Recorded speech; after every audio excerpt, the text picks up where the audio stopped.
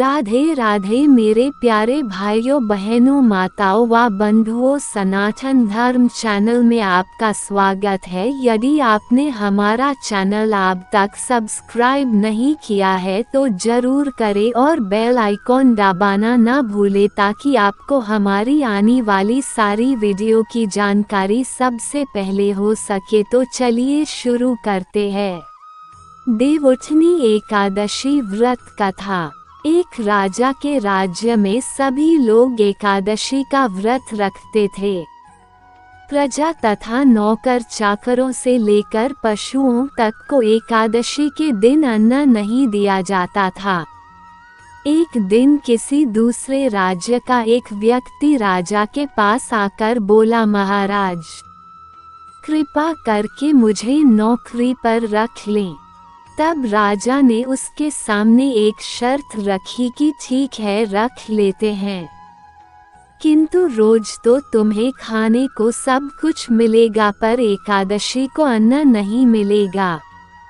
उस व्यक्ति ने उस समय हाँ कर ली, पर एकादशी के दिन जब उसे फलाहार का सामान दिया गया तो वह राजा के सामने जाकर गिड़गिड़ाने लगा, महाराज, इससे मेरा पेट नहीं भरेगा, मैं भूखा ही मर जाऊंगा, मुझे अन्न दे दो। राजा ने उसे शर्त की बात याद दिलाई, पर वह अन्न छोड़ने को राजी नहीं हुआ।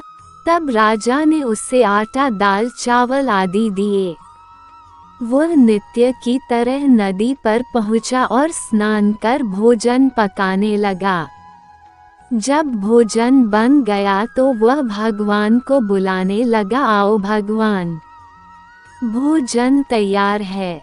उसके बुलाने पर पीताम्बर धारण किए भगवान चतुर्भुज रूप में आ पहुँचे और प्रेम से उसके साथ भोजन करने लगे। भोजन करके भगवान अंतर्धान हो गए और वह अपने काम पर चला गया। 15 दिन बाद अगली एकादशी को वह राजा से कहने लगा कि महाराज, मुझे दुगुना सामान दीजिए। उस दिन तो मैं भूखा ही रह गया। राजा ने कारण पूछा तो उसने बताया कि हमारे साथ भगवान भी खाते हैं, इसलिए हम दोनों के लिए ये सामान पूरा नहीं होता। ये सुनकर राजा को बड़ा आश्चर्य हुआ। वह बोला, मैं नहीं मान सकता कि भगवान तुम्हारे साथ खाते हैं। मैं तो इतना व्रत रखता हूँ, पूजा करता हूँ, पर भगवान ने मुझे कभी दर्शन नहीं दिए। राजा की बात सुनकर वह बोला, महाराज, यदि विश्वास न हो तो साथ चलकर देख लें। राजा एक पेड़ के पीछे छिपकर बैठ गया।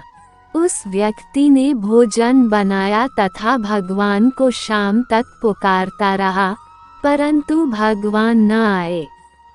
अंत में उसने कहा, हे भगवान, यदि आप नहीं आए तो मैं नदी में कूदकर प्राण त्याग दूंगा।